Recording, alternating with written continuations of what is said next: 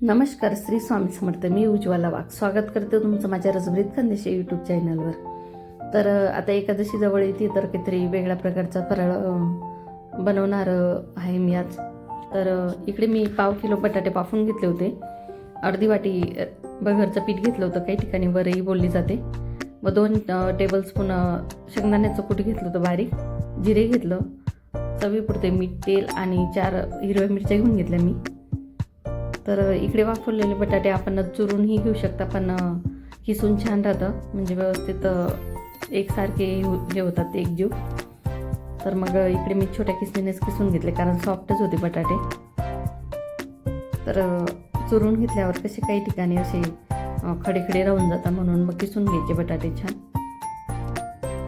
तर त्याच्यात मी अर्धी वाटी बघरचं पीठ घालून घेतलं. ते मी घरीच बनवलं होतं, मिक्सरमधून काढून आणि चाळून घेतलं बारीक. त्याच्यात चवीपुरते मीठ, शेंगदाण्याचं कूट आणि हिरव्या मिरचीचा ठेचाही घालून घेतला, जिरं.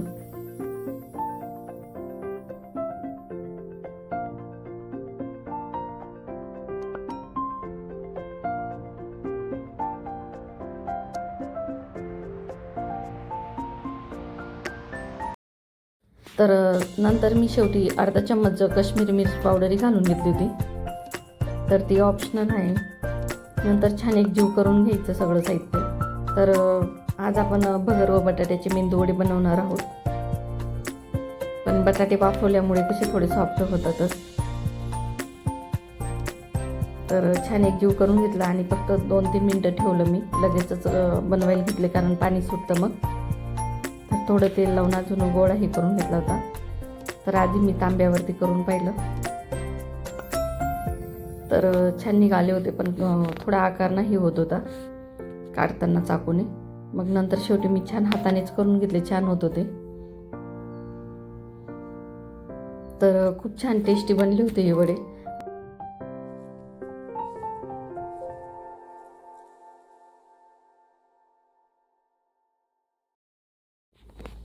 तर हे बघा, त्याच्यानंतर मी हाताला थोडं थोडं तेल लावून हातावरती करत होते छोटे छोटे वडे.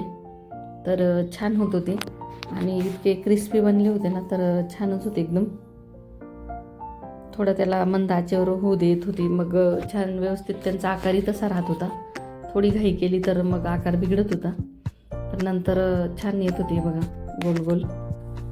तर हा पण एक ऑप्शन छान आहे आपल्याला, पूर्ण दिवसाचा उपवास असला तर. तर खूप छान असे कुरकुरीत वगैरे बनले होते. आणि त्याच्यासोबत मी शेंगदाण्याची उपवासाची चटणी, दही यासोबत खायला दिले होते. तर तुम्ही नक्की करून बघा, फक्त एकादशी नाहीच तर दुसऱ्याही उपवासाला चालतात ती छान. तर कशी वाटली तुम्हाला आजची रेसिपी नक्की सांगा, आणि एक लाईक नक्की करा रेसिपी आवडली तर. नवीन असाल तर चॅनलला सबस्क्राईब नक्की करून घ्या. धन्यवाद.